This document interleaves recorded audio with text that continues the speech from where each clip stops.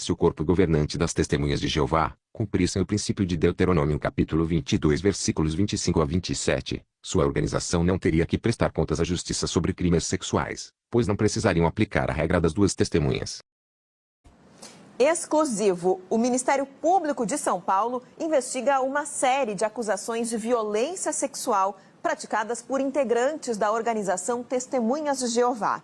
Segundo a apuração, os crimes acontecem há décadas. Quando cai a ficha, a gente percebe que passou todos os anos da vida servindo a homens e não a Deus. A investigação inédita já encontrou 9 vítimas de crimes sexuais que teriam sido cometidos dentro da organização religiosa.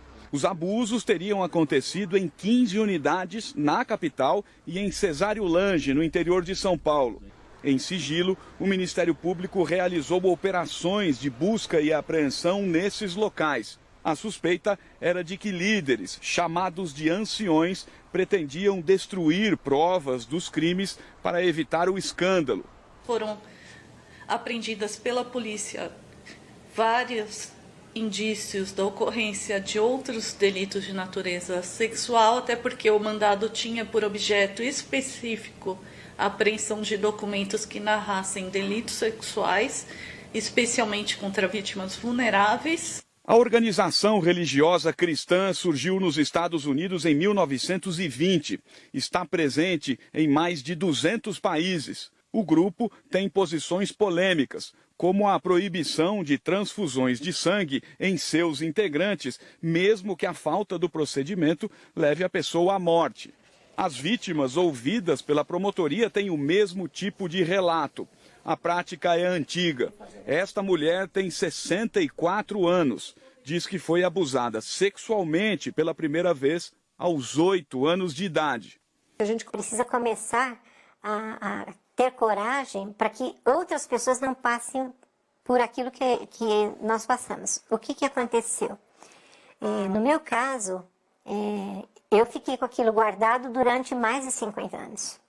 E eu só tive coragem de começar a falar nisso, acredito que de uns 8 anos para cá. De acordo com a investigação, em todos os casos, os chefes do grupo religioso foram comunicados da violência sexual, mas nada foi feito internamente e nenhuma autoridade policial foi comunicada. A forma como os chefes das Testemunhas de Jeová lidam com os casos de violência sexual vai na contramão do que determina a lei.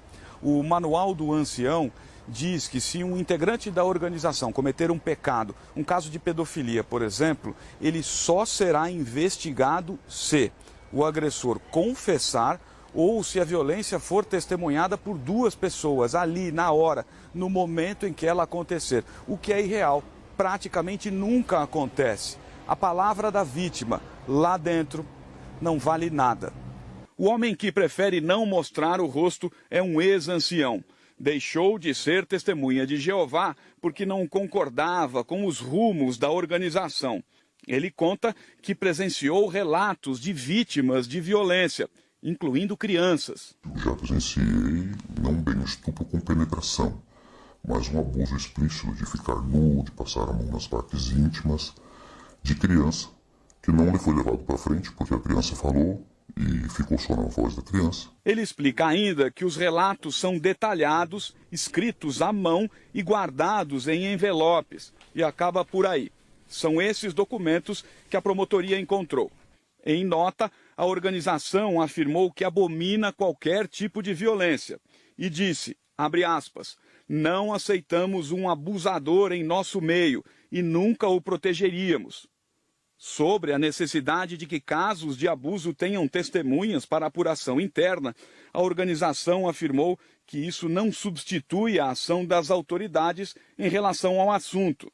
Mas os advogados do grupo religioso tentaram impedir a apuração do Ministério Público com um recurso ao Tribunal de Justiça.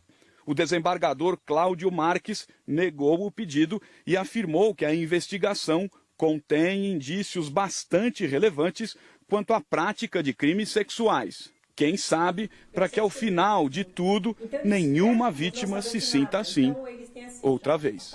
É um sentimento de nojo, de repugnância, de imundície, né? Enfim, de uma coisa que não presta, né? Se o corpo governante das Testemunhas de Jeová cumprissem o princípio de Deuteronômio capítulo 22 versículos 25 a 27, sua organização não teria que prestar contas à justiça sobre crimes sexuais, pois não precisariam aplicar a regra das duas testemunhas.